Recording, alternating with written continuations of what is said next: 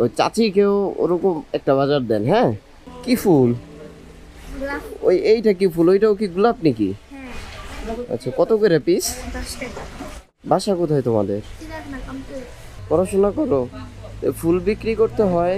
মায়ের বাড়িতে ফুল না বেচলে ফুল বিক্রি করে গেলে তারপরে বাদ দিবে? অনেক ফুল আছে এখনো। কয়টা ফুল আছে গুনেন তো।